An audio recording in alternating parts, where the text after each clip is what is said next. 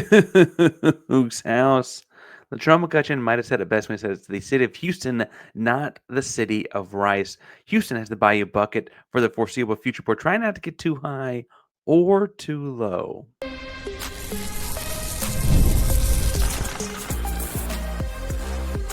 You are Locked On Cougs, your daily podcast on the Houston Cougars, part of the Locked On Podcast Network, your team every day. Welcome to Locked On Cougars, the daily podcast about your Houston Cougars. I'm your host, Houston-born teacher and coach Parker Ainsworth.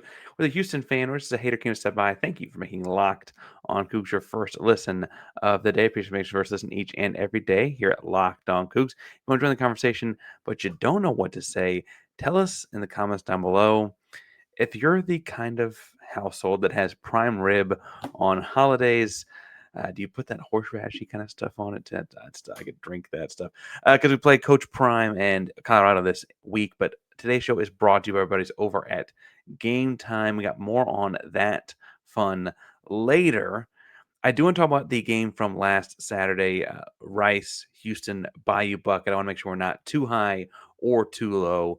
That's going to take precedent. I also want to talk about some praise from Coach Abel, Rice's new head coach. He threw to Houston, kind of figure out what to make of that, what he thought about Houston's defense in that effort. And last but not least, we will start to preview Coach Prime, Colorado, and Big 12 football kicking off for the first time in the United States this season, this Friday. But first, Bayou Bucket in the past. Don't want to get too high. Don't want to get too low. And the things keeping me after a rewatch on Sunday that I want to make sure I'm not getting too high on is, I like to watch Trent play a lot, but it really comes across better in a second watch because you kind of know where the ball's going. You remember this, remember that. Okay, you can kind of figure out what things are going, and you don't have to worry about keeping up with the live score or whatever, getting spoilers online and that kind of stuff. And in watching the line play in the second watch, the rewatch, I don't think that's as bad as the chaos online will tell you. I think basically, if you look online, every single pass, the quarterback should have 17 seconds to throw. They should be upright the whole time, not be moved off their spot.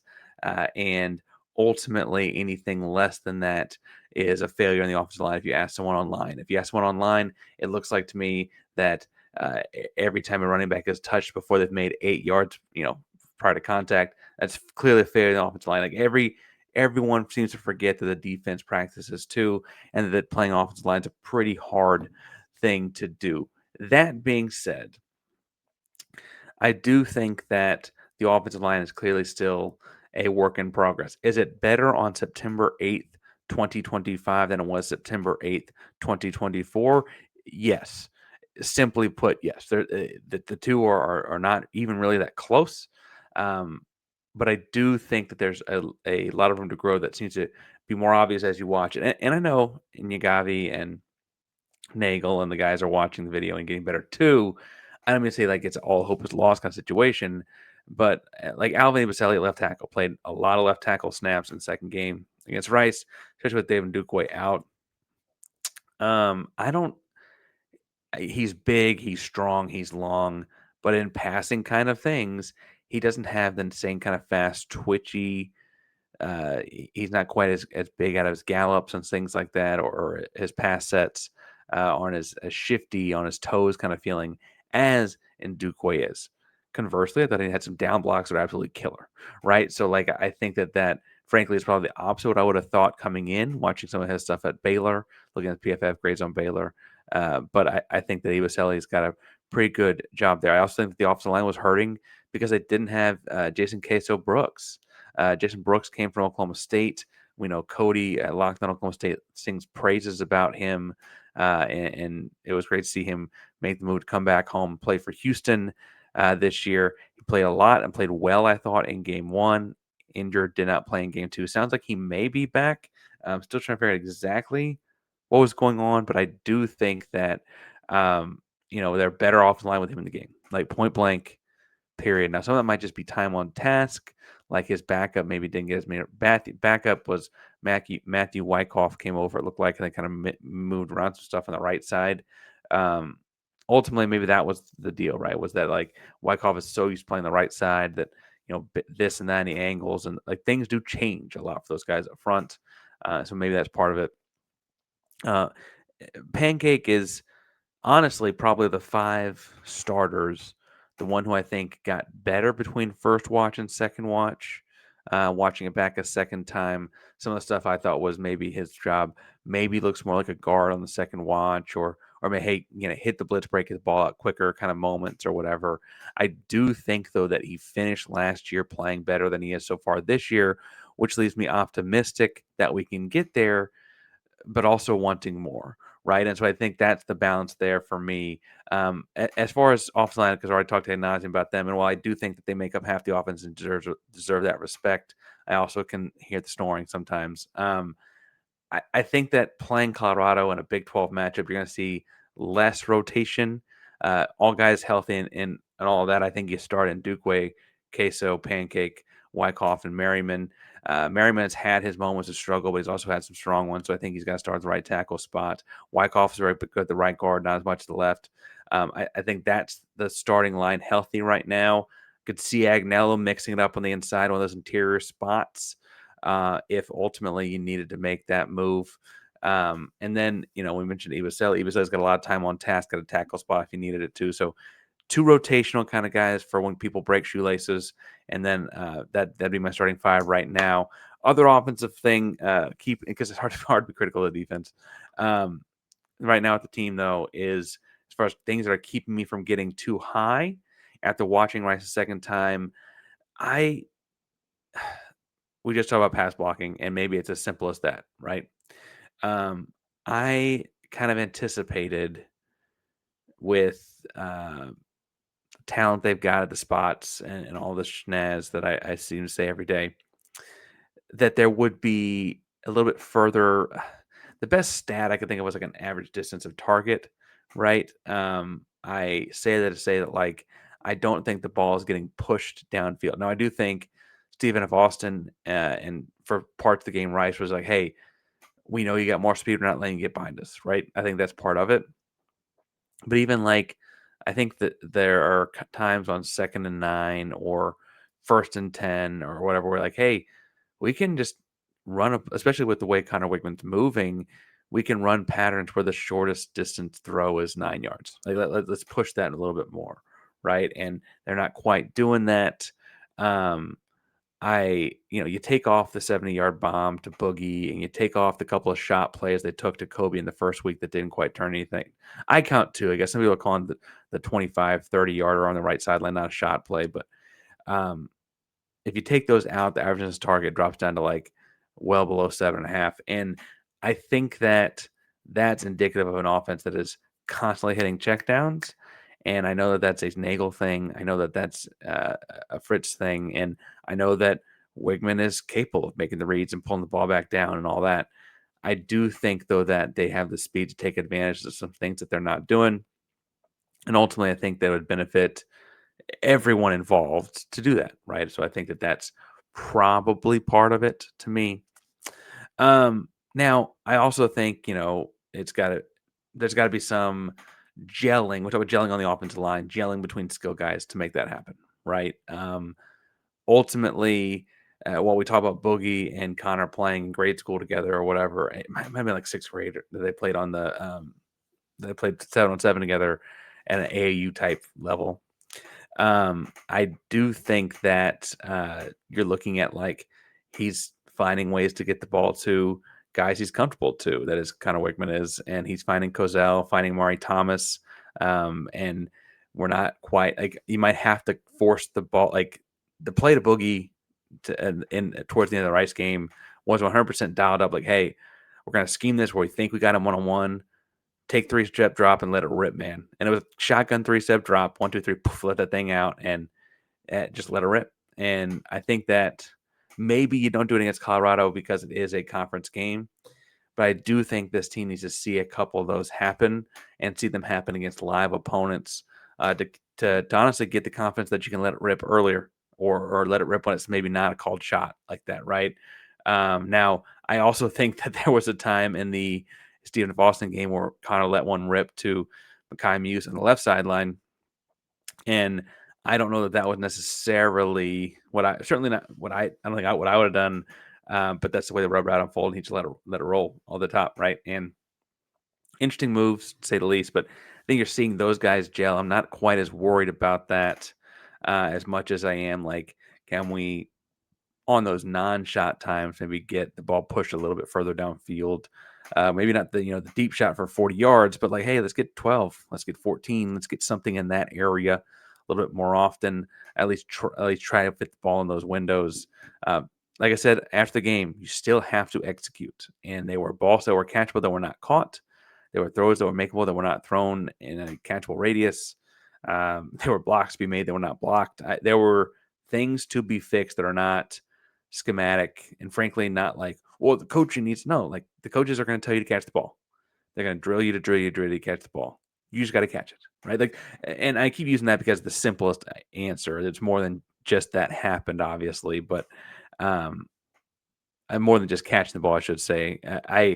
I just think that execution, people try to find ways to work around. It's like, well, if they just did this, it's like, no, if they just did the job, and if they're supposed to block, or they're supposed to catch, they're supposed to run, they're supposed to throw. Sometimes it's as simple as just doing that better. And I still maintain, I think that was the biggest thing I took away from the first half of the Rice game. Now, I do want to talk more about the defense in the second segment, specifically some commentary from Coach Abel at Rice. Before we get to that, I should point out that today's show is brought to you by our buddies over at Supply House, because when open whistle blows on a new repair, you got to get your crew moving forward. Supply House. Order today and see parts on your doorstep tomorrow. Over 280,000 plumbing, HVAC, and electrical items from the most trusted brands in the business. Their real-time inventory and honest lead times helps keep you from punting on projects, while their industry-leading customer service has always had your blind side covered. Part finder tools, Trademaster perks, all kinds of great things for you at supplyhouse.com. So join the free Trademaster program today. Score serious perks like priority shipping, low prices, and dedicated support line. Visit supplyhouse.com. Sign up for free and use promo code SHCollege5 for 5% off first order. At supplyhouse.com. Real people, real service. Today's show is also brought to you by our buddies over at Game Time. College football is back. Could not be more excited. This Friday, Houston is hosting Colorado, TDCU Stadium, tailgates, rivalries. Energy is all throughout the stands. The Big 12 kickoff is going to be exciting. We saw Nunez on social media talking about getting people there. But let's be honest, sometimes the challenge can be just getting a ticket. A ticket you want, a ticket in the spot you want, a ticket in the part of the stadium you want. And the best place to do that is Game Time. The reason we use Game Time, the reason I use Game Time is the app that gives the best advantage back to the fans. The easiest way to score last minute tickets at the best prices with no surprise fees. What you see is what you pay. Okay, you can pull up the app, toggle it over, see exactly what you're going to pay at checkout, hit the section, check out what the view is going to look like from that row and section for that event. You can also do concerts and theater and comedy shows, anything in and around the H. So take the guesswork out of buying tickets, especially take the guesswork out of buying college football tickets. Game Time, down the Game Time app, create an account and use code LOCKEDONCollege for $20 off your first purchase. Terms apply again. That's promo code LOCKEDONCollege, LOCKEDONCOLLEGE for $20 off. Swipe, tap, ticket, go. Download Game Time today. Park Rangers Locked On Cougs here. Talking about Houston, Rice, wrapping that one up and moving into Big 12 game week. But some commentary from Coach Abel over at Rice, first-year head coach there. He was the head coach at Davidson for a number of years before that. So he's been around Division I football for a minute, obviously, but has not been around Houston, Fritz, the Bayou Bucket. And Abel said after the game that in the first half, Houston, came out in, he said they should said, anyway, came out in a defense we didn't really prep for, which is not abnormal for us. But in a year we're transitioning, we saw a new system. We didn't adjust very well. Now I want to take that's circulating for a lot of reasons, and I think that's interesting. I would assume if I ran the option that I honestly was not going to see a defense I'd seen a whole lot on film. No matter, like, if I were coaching the offensive line and we were scouting video, I'd be like, hey, we're watching this video mostly for personnel, mostly for tendencies, mostly for, was this guy's best pass rush move, right? Because I would assume if I were coaching the offense of an option offense, that unless that defense is playing against an option defense, they're probably not doing what they're going to do against us, right? I've seen all kinds of things happen to that. There was one year I coached as a run game. This was just when I was offensive line coach at the high school football level, and we weren't very talented that year, weren't very deep. We played power option football, power option football, and like we knew we were going to put 9 guys on, in the backfield / at the line of scrimmage, and we only have 2 guys out, and we knew that we watched video of a spread team wasn't going to help us a whole lot from schematics, right? I would imagine option folks see the same thing. Now, if you can find a video of your opponent playing Navy or whomever, that helps, obviously. But I was surprised Abel said that because I would assume that they would understand that that's just kind of the gig when you were coaching an option team. Now, what I do think, though, that's interesting is Armstrong made adjustments in this game that were subtle, that did not look a whole lot different to the naked eye. And honestly, probably not what, like, he didn't, like, throw the baby out with the bathwater and come up with an option defense, right?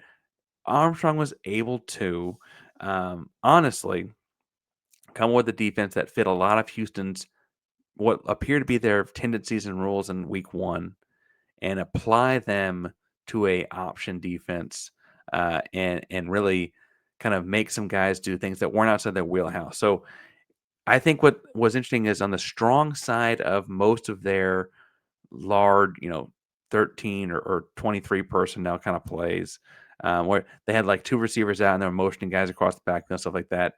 They typically manage to have, and I have a screenshot of one here for the video audience. They typically tended to have 7 guys in the box, but they kind of like straddled the B and C gap with the linebackers on the strong side, on the strength of the running side, I should say, while having a flex guy on the backside. Now, that flex guy being Brandon Mack or Trevion McCutcheon helps because they cover a lot of ground, really good athletes, right? And so you can kind of have just that one guy on the backside to cover a lot of space. But on the front side, they were having the strong side defensive lineman, because it's a 3-man front technically, right? The strong side guy that's hand in the dirt, stand up the offensive tackle. Your job is to make sure that guy doesn't get drive blocks, that guy doesn't get whatever, right? And so LaFoe did a great job of that, right? I thought Eddie Walls, frankly, did a great job of that. He's more of a pass rusher. He did a great job of that.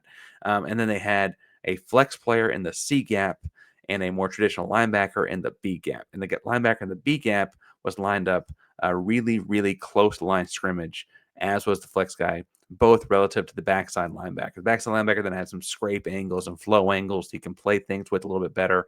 Front side guys are mugged up in the gaps. They're going to muck up the reads and change things up from that instance. And what that meant was they played that flex player with like Rook Brown, right? They played that flex player with like nickelback type bodies, and Rook just played his butt off and was able to string plays out, force things to the corners, force things back to the middle because he was a free player. He was a free player because of the way that Houston was standing up the offensive tackle on that side. They also mucked up the B gap by putting that linebacker up there mugged in the gap. The guard had trouble getting off. Guard could not double team because he had an immediate threat, right? It really threw a lot of the things off. But ultimately, this is just coming on down like there's a tight end and the nickel's covering the tight end. They were just doing it from, slightly, head up alignment on a tackle, and that's the only real difference they did. It was a what we'd call cheap fixes or inexpensive fixes for the defense, meaning that they didn't take a whole lot of extra time to learn stuff that they're not going to do this year. It wanted to devote all this time to play Rice, and now you just got to trash it because you're not playing Rice the rest of the season, right? They were able to do things that stayed within themselves while looking while looking in a way that like kind of deterred some of the option kind of stuff that Jenkins, the quarterback, and Rice wanted to do. Right now, on the whole, some of that is Armstrong being a Nerdy X's and O's guys. It's going to be fun stuff on the defense side of the ball to learn this year. He is a nerd's friend on that side. I also think part of it's Rice. And I say to someone who wants to play the Bayou Bucket, you got to play a G4 team or G6 team every year. And I don't see why it can't be your neighborly folks in Houston. I get wanting more home games, so if you can work out some deal with someone else, but hey, yeah, the 3-1 clip will come to your place. I think you owe it to Rice to offer them the same deal to keep the rivalry, keep the trophy going. That way you get some more home games and get that, but I digress there. I think I said my piece on Twitter there, so I should probably just stop talking about it. But I do think that at some level, Rice just didn't have the talent, didn't have the personnel. They didn't have a whole bunch of transfers. They switched their entire offense over, right? This is not the best that offense is going to look. And so Houston's able to kind of do some things because they had more talent, right? The Houston defense is good. Spoiler, right? Spoiler, Houston defense is good. They're able to do some things that mess with the Rice defense without having to break a whole lot, moving a few pieces around very quickly, and Rice wasn't ready for it, right? And ultimately, that's I think what the goal is. Now, the goal is winning these non-conference games is great, right? But you also have Colorado coming in on Friday to open up the Big 12, the first Big 12 game being played in the United States this season. And I watched some of the Colorado game from the weekend, and I got a lot of questions. I got some folks who want to talk this week to answer them, but I want to dive into the questions with you first. Before we get too far, though, today's show is brought to you by our buddies over at the Game Cap. Now, quick question, college football fans. If you go back in time, front row of the Bayou Bucket or front row of Houston versus Texas in the Southwest Conference days or whatever the case may be, what hat are you wearing? I know it's a weird question. What hat are you wearing? For me, that would be the game. And it's not just hats. The same vintage styles of hats from the 80s and 90s are back. And guess what? This deal's so good. I got to go get it. I put an order. I got to get the hat. I got to get the hat because right now you use code Locked On.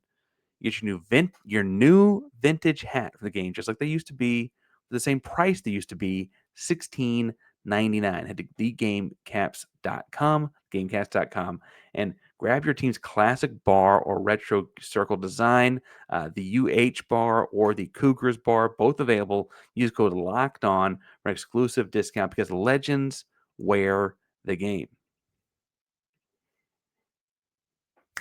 Park Ranger Locked On Cougs here, and we got to talk about Colorado. Listen, Houston plays Colorado to open a Big 12 play this week, and I feel very confident. It's the first time I believe Houston has opened as a favorite on FanDuel Sportsbook to start the week against a Big 12 opponent. This is good news. This is big time, and I look at Houston, Colorado as a chance for Houston to really keep the momentum going. However, try to watch Colorado versus Delaware. It was, finding pieces here, finding parts there. And I talked to Kevin Borba, host of Locked On Buffs. He'll be on this week at some point. I talked to a couple other people that try and get one more of them on at least this week to help me break this down because Colorado is confusing. They've got a 5-star, all-everything high school quarterback that graduated 18 months early from high school. Didn't miss his senior prom, missed his junior prom. And he probably won't play. Julian Lewis is the freshman I'm talking about. He's fine, but I don't think he plays. Caden Salter, the all-everything, dual threat quarterback from Liberty, highly coveted by some in the portal. He comes to Colorado, and I'm not sure he's a Big 12 quarterback. He certainly is hard to tackle. He certainly is elusive, and he throws it better than he gets credit for. Right? I think there are people that, for whatever prejudice reasons, he's a running quarterback, and they'll say, no, this guy can't do that. Not going to get into all that. What I'm going to say is I think he throws better than that guy that hater thinks he can, right? But I still don't think he can throw well enough to beat Houston. And I really think the guy who started the season at third string, who spent the last couple of years playing behind Shedeur Sanders, Ryan Staub, I think he looked the best of the three against Delaware. Look, the score is deceiving against Delaware in a way that's interesting because they scored right before half to go up 17-7. Before that, it had been 7-10. Right, so it was 7-10. Still like 10 seconds left in the half. They go up 17-7, and then their first possession of the second half, they throw a 71-yard bomb to go up 24-7. Delaware's a run the ball kind of team, not built to come back down a couple scores. It ends up being, I believe, 31-7. Right. That looks fine. That 30 plus points, home under 10 looks great. But for the meat and potatoes of that game, it was 10-7. And for the meat and potatoes of that game, it was not, Julian Lewis or Caden Salter or an electric run first, high powered offensive machine. It was two competitive teams. If anything, I think Delaware looked like the tougher one. I think that was an interesting thing to watch. Now, Staub came in. It looked like to me body language changed. The guys I texted talking about it down on the Colorado side of things echoed that like people like the Staub kid a lot. And after the game, Dion said in the press conference, I believe it might have been Sunday. If that was after the game, though, he said, "I saw what you guys saw when talking to reporters about quarterback play. And so I don't know what the deal is. I know that Deion Sanders came in talking about his Louis Vuitton luggage, and I would imagine if you paid for Louis Vuitton luggage, you'd want to use it. So if you pay a lot of money in the transfer portal NIL budget to bring in a 5-star, to bring in a coveted transfer, you want to play one of them. And frankly, what it's worth, I think that at this game or week 5, it almost might make it easier because they would have to be declaring if Julian Lewis was redshirting or not. In week 3, that's a little bit fuzzier, right? I think redshirt's all going to be fuzzy in the next 18 months anyway, but certainly week 3 of this year it is, right? And so Houston, in some gamesmanship kind of away from Prime and Colorado, and credit to them, is going to have to prepare for all 3 quarterbacks. But ultimately, I think Staub stands out as the best one to run an offense. I think Caden Salter needs to be on the field. I think he runs a kind of offense that is hard, and frankly, same way that I mentioned the cheap defensive moves earlier, it's inexpensive for them to make you prepare for all these options by just having a short wildcat type of package or a short option type of package where Salter maybe does throw some, but is mostly running, right? I think that they have ways they can create problems that way. I also think, though, that like when the game was close and competitive and they could do it, Delaware was able to run the ball successfully in a way that I think Houston can replicate. Now we got to keep our hands out of car doors and we got to keep upright. We got to, not roll up on our ankles, knock on wood. But I do think that Houston can run the ball against these guys, watching Delaware do it on Saturday, right? I think running the ball well for Houston also opens up so much else. Play action stuff to Cozell, play action bombs to Boogie Johnson, all those things open up. And I do feel confident, and maybe I'll feel less confident going into Oregon State and Tech in the weeks to follow. I guess the bye week and then Oregon State and then Tech. I do feel confident, though, that Houston ultimately will do some more explosive stuff that they have the capability to do. I have some confidence they're going to do that against Colorado, right? There's an air of confidence around guys in the program, like, hey, you hadn't seen our best card yet, or hey, we're waiting to turn our hand over until the river hits. If you're going with the same poker kind of metaphor here, right? They're waiting to see what happens, or they're waiting to show you what's going to happen, I should say. And I am intrigued by that. I want to see it happen.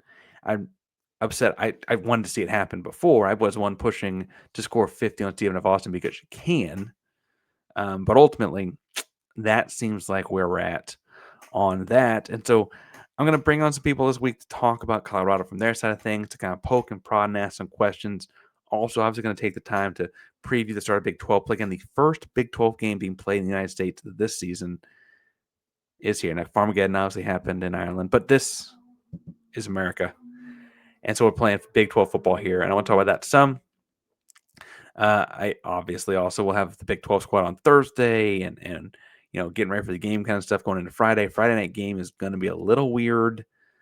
Full disclosure, the post game, if we record a post game live, we'll probably record it from my laundry room based on who's babysitting and where they're going to go. Yeah, that could all be chaotic, but more on that this week as we get into things. Houston Cougars as they open up Big 12 play this week. 2-0 for the first time I believe I saw since 2018. That's a big deal, folks. Things are turning around here in Houston. The Cougs are flipping the switch. Locked on Cougs here, talk about it each and every day. Locked on Cougs is primarily the Locked On Podcast Network. Thanks for making us first listen each and every day. Hit subscribe, hit the links so you know we're live. Thumbs up, do all the good things, help the channel out. If you're a second listen, Locked On Big 12 has all things the conference covered. Drake's a little down in the conference right now. I think it's understandable why. So go check him out. Locked On Cougs, again, proud member of the Locked On Podcast Network. Your team every day. Go Cougs.